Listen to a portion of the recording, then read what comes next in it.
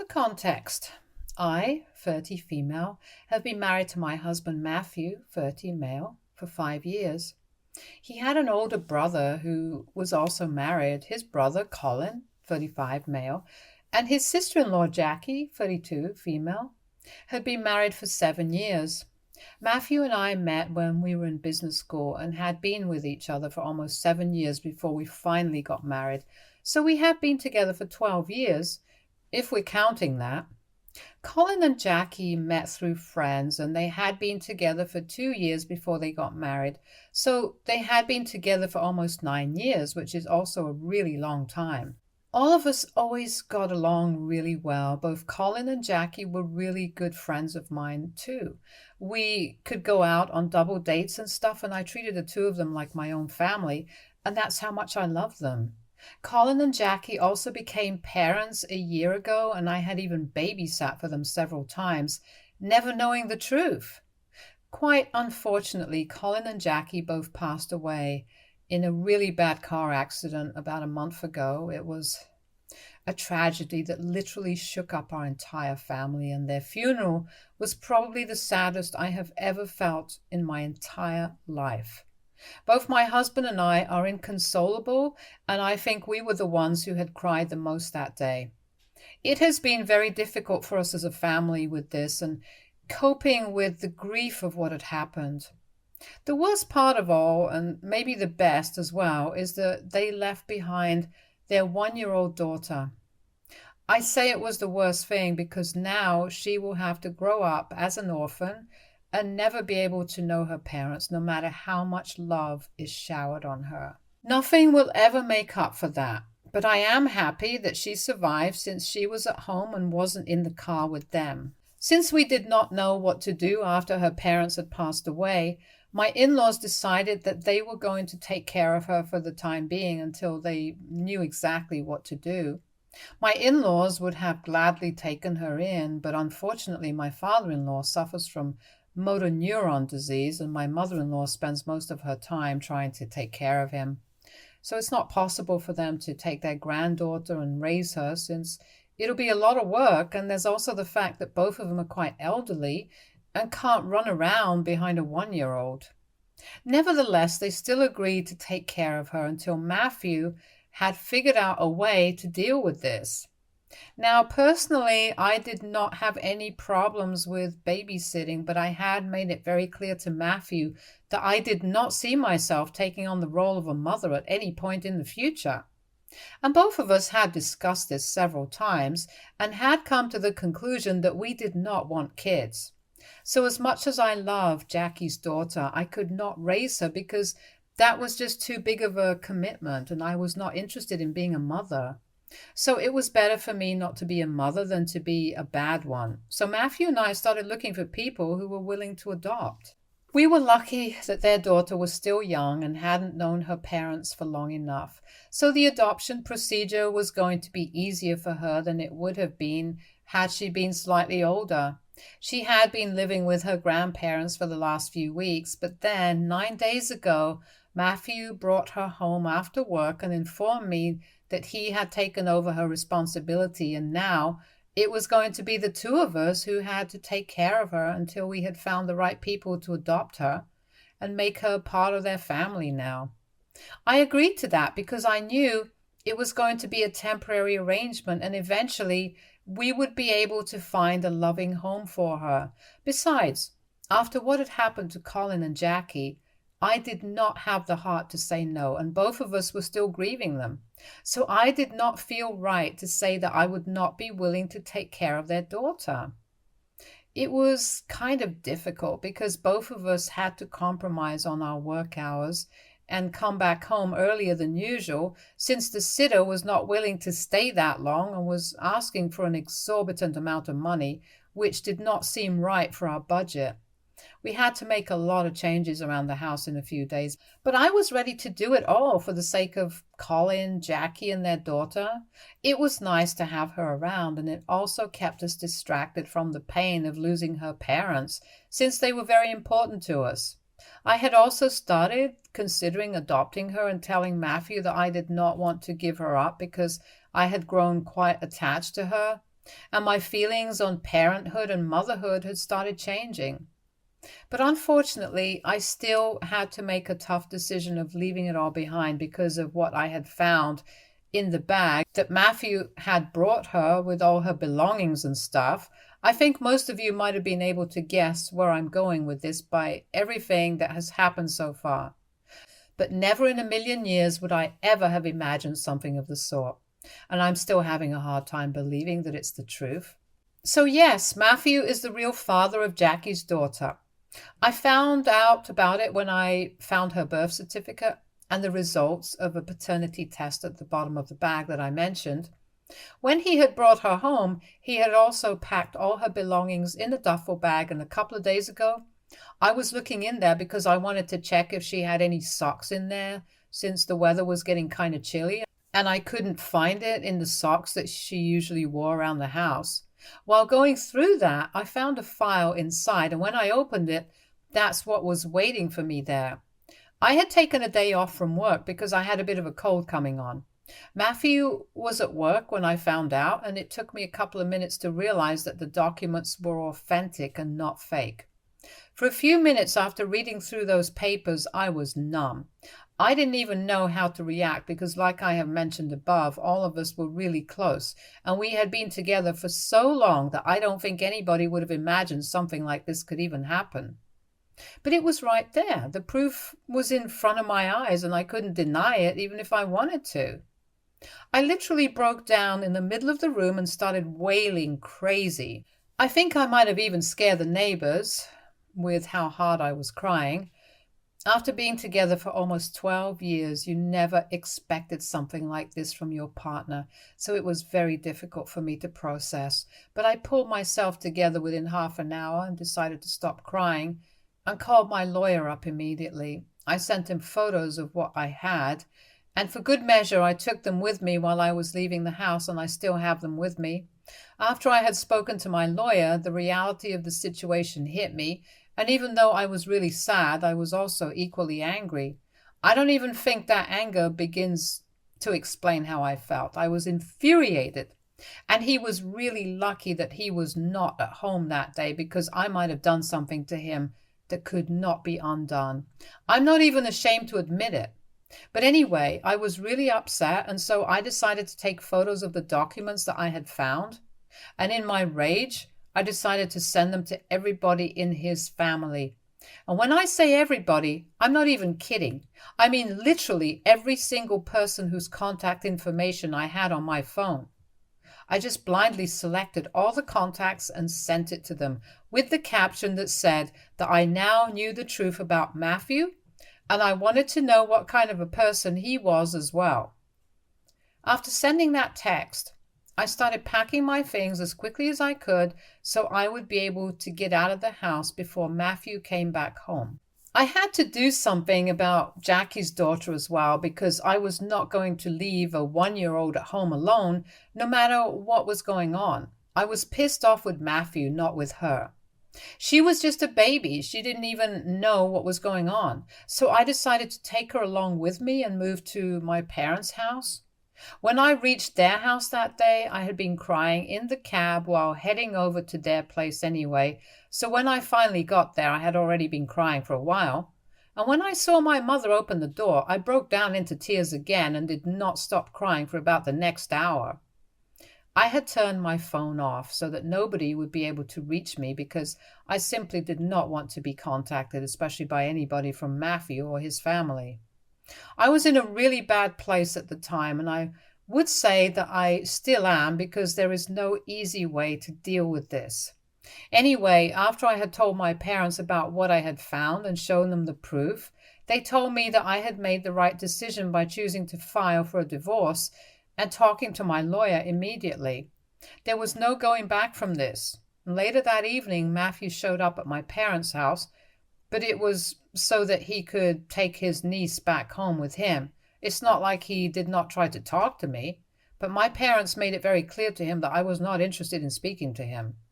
I think he was there, standing in the doorway and refusing to leave for about half an hour, constantly arguing with my parents and demanding that they let him in so he could talk to me. He insisted that he could explain everything, but I'm not an idiot. What happened? No explanation of his was going to change the truth. I was really disappointed, and part of me actually wanted to go down and talk to him myself so that I would at least be able to get some clarity or some closure, but I decided against it because I did not trust myself or my emotions, and I did not want to act rashly. Everything was still very fresh that day, and I couldn't deal with any of this drama at that point. So I chose to stay in my room quietly and let him argue with my parents and then leave instead of going downstairs to talk to him myself. So he left with his niece, and I only turned on my phone after that. As soon as I turned my phone back on, I was bombarded with messages from everybody who had received my text earlier, where I had sent them the pictures of the documents and talked about how I finally knew what Matthew really was and what he had been up to behind my back. Everybody was apologizing, even though it was not their fault. But I could sense that even though they were apologizing, it was more like, we are sorry, but now that it's done, you have to take him back because you guys have been together for so long. And not, we are really sorry that this happened to you, and whatever you think is appropriate, you should do that. Most of the messages that I received had that vibe. People were saying things like, this is unacceptable, it's outrageous, and whatnot. But the next message was mostly just them talking about how we had been together for 12 years and how they did not want to tell me what to do, but they were sure that we would be able to work things out and would really love for us to stay together. They did say that ultimately it was my call to make, but I knew that if they got to know that I had already spoken to my lawyer and filed for a divorce, they would not be pleased with that. I have not blocked Matthew anywhere yet because I'm still very confused about what I should do. He has been sending me messages and trying to call me ever since I left, but I haven't been responding because I just don't know what to do now. My mother sent me a message last evening saying that there is an explanation for all of this, but she thinks that it would be better for Matthew to explain it to me. And for that to happen, I have to actually speak to him. She kind of implied that I shouldn't just cut him off without even bothering to hear his side of the story, and that I need to talk to him at least. So I messaged her back, finally, saying that I did not need to respond to him because I had seen with my own eyes what the documents said, and I knew the truth now. I highly doubt that he would be able to say anything that could change the fact. And she told me that I had seen what was true, but I still needed to talk to him to get to the bottom of this. Not doing so would just make it so much worse because people in the family were already reeling from the loss of Colin and Jackie, and this would just shatter Matthew and his family. I am in a very difficult position, and I have no idea how to go about this. AITA for not wanting to talk to my husband after I found out he was his niece's biological father. Update 1. Hi, after going through the comments on the original post, I decided to talk to my husband after all. I hadn't been responding to any of Matthew's calls and texts, but after reading the comments, I opened his chat and finally replied that I was ready to talk to him. He hadn't said much in his text. He just kept telling me that he really wanted to talk to me and explain everything. Not that there was much to explain, it's pretty much what I thought. But what he said made me realize that I was right to file for a divorce immediately. I met him this morning and he came over to visit me. He looked very upset and started off by apologizing to me for keeping this a secret for so long. And then he started telling me that he and Jackie had only hooked up once and it meant nothing to either of them and both of them regretted it. I did not buy that because it seemed unlikely that they would get together only once. It was just a gut feeling. And Jackie was no longer here, so she couldn't tell me the truth either. Anyway, he told me that coincidentally both of us had been fighting, and so had she and Colin. He says that he doesn't remember what we were fighting about, but it was something petty, and he had left the house in a huff and had headed over to Colin's house to talk to him. But when he got there, he couldn't find Colin, and Jackie explained to him that he had also left because they had been fighting. She looked very upset, and when Matthew asked her what they had been fighting about, she broke down into tears and he started trying to comfort her. She invited him in and explained to him that they had been fighting about whether they were ready for a baby or not. And Colin wanted a child and Jackie was just not ready. So that's what they had been fighting about, and he got really mad, so he left to cool down. Matthew started trying to comfort her, and one thing led to another, so they ended up sleeping together that day. He told me that and did not come back home until really late that day, and she wanted somebody to be there for her because she was really upset, and that's why he had stayed there instead of coming back, and he apologized to me for making such a huge mistake. He told me that both he and Jackie discussed it later and agreed never to bring it up again because it was just a mistake and it would literally never happen again, since they knew that they loved us and would never do anything to hurt us, which is ironic given the circumstances. But shortly after that, she got pregnant, and even though she had decided earlier that she did not want kids, as she was not yet ready, she did not want to break Colin's heart, and so she decided to go through with the pregnancy. Both of them were really stressed out until the baby was born, and after that, when they found out her true parentage, they decided to keep it a secret from both of us and agreed that Jackie and Colin would raise their daughter as their own and never bring this up again. Jackie was a lawyer and she dealt with all the paperwork, which is how she was able to avoid Colin finding out about any of the details on the birth certificate. And Colin trusted Jackie blindly, so he never bothered to double check anything. They had listed Matthew as the true father of her daughter, since Jackie had the forethought to think that in case anything happened to her, she would want the baby to go to him next. I can't imagine how Colin was never able to find out about any of this for so long, almost a year. He must have really trusted Jackie, and I guess he was too busy adoring his daughter to care about any of the documentation and paperwork. It was a clever move on Jackie and Matthew's part, not such a clever move to keep the paperwork in the file in the bag and not bother to properly hide it from me. After Matthew was done telling me everything, I told him that it was too late for the truth, and in any case, I had already spoken to my lawyer and started to prepare for a divorce. This did not change my mind in the least. It was overall quite disappointing, since I had expected that they would genuinely have an explanation that would change my mind, since they have been behaving like talking to Matthew once would change everything. He and his family had literally been begging me to give him a chance to explain, but this was not something that made me think any differently. It just made me think that I was right to file for divorce because you just can't recover from something like this. Not after 12 years of being together. I don't think anybody in my place would have forgiven him or even given him a chance to talk to me like I did today. Anyway, when I told him that I was not going to change my mind, he started begging me for another chance and told me that he could not live without me. He even said that he had already lost his brother and such a close friend of his that he could not afford to lose me as well, and that he needed me to be there for him because he was going through so much. I almost laughed out loud because of the people that he had lost. I had also lost those very same people. I had been equally close to his brother and sister-in-law, and the four of us had been a group, but he and Jackie were the ones who screwed us over. I don't bear any ill will towards Jackie, but I can't forgive Matthew. And even in such a situation, he was thinking about what he had been through and not me. He was the one who screwed up. This was his fault, and I was the one who had lost two of my close friends, and then found out that my husband had been cheating on me and even had a daughter with another woman who happened to be so close to me. All in the span of just 1 month. It couldn't have been easy for me either, but I was still trying to deal with it with dignity. I explained all of this to him, but he just refused to understand and kept begging me to come back to him.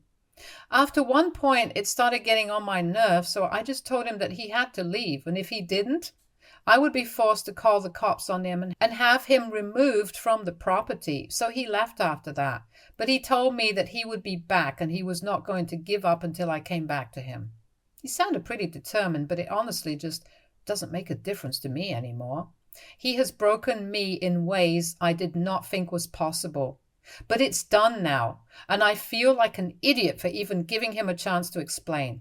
I don't know what I was thinking, but at least now I know the whole story, and I know that I cannot forgive him, not now and not ever. Update 2. I just spoke to my lawyer. It has been a week and a half since I left my home, and he finally told me that the papers were going to be served to my husband tomorrow. I have mixed feelings about all of those. On one hand, I'm relieved that we can finally start the divorce proceedings. It's been slightly delayed since my lawyer had to deal with some personal medical issues this past week. The work had been slow, but now we can finally start the proceedings and I can just get it over with and try to move on with my life. On the other hand, I feel shattered because this beautiful chapter of my life, which had been beautiful so far, is coming to an end for such an ugly reason. I was already finding it really difficult to cope with the loss of 2 of my friends, and now I have to deal with a divorce as well. So that's slightly sad, but I'm trying to find the silver lining. That's the only way I can get through all of this, and I hope that the divorce procedure isn't as emotionally draining as life recently has been. Update 3. Hi, so Matthew was served with the divorce papers today. The first thing that he chose to do was visit me again, probably hoping that speaking to me in person would make me change my mind. He has been texting me and trying to call me ever since I told him to leave, but I went back to ignoring him. I also blocked everybody from his family because I did not have anything left to say to those people anymore. All of them have been trying to convince me to go back to Matthew, and that tells me everything I need to know. They have only ever cared about Matthew, not me. The love that his family had shown me was for Matthew's wife and not me as a person, so I blocked everybody who had been telling me to go back to him, because if they really wanted the best for me, they would understand that what Matthew did was horribly wrong, and lying to me and keeping it a secret was even worse. So they would understand why I wanted to leave and why I'm not staying in that marriage anymore. Instead, they refused to understand my point of view and continued to harp on that the 2 of us were great together, and we had been together for so long it did not make sense to leave over something like this. My mother-in-law actually said that since Jackie was gone, I had nothing to worry about. I can't believe a human being could say something horrible about another person, especially after being so close for so long. I don't know if Jackie was a good person or not, but what my mother-in-law said was really below the belt. Anyway, that's pretty much the last straw for me. Then I blocked them all. But coming back to what happened today, after Matthew found out that I was actually going through the divorce, he showed up at my parents' house. My dad was the one who was in the living room when he showed up, and as soon as he frantically started ringing the doorbell and banging on the door, demanding that we open up, my dad told him that he had to leave or he would call the cops. But instead of just leaving, Matthew decided that he was going to stay and create even more trouble. So he told my father to bring it on and said that he was not leaving until he had talked to me and convinced me to cancel the proceedings. I guess he forgot that he was speaking to my father and not me. My dad did not have a soft corner for him like I did, and he went through with his threat. He had told him that he would call the cops, and that's what he did. So Matthew was forcibly removed from our property. He didn't even go respectfully. He went kicking and screaming. It was just really embarrassing for him. And I was watching it all from my room, not even bothering to go out because that would just lead to more trouble. Anyway, he was taken away, or rather dragged away, and that was that. I'm actually pretty relieved that my dad dealt with it and did not allow me to deal with it, because no matter what, I still have a soft corner for him, and that would have made it very difficult for me to report him.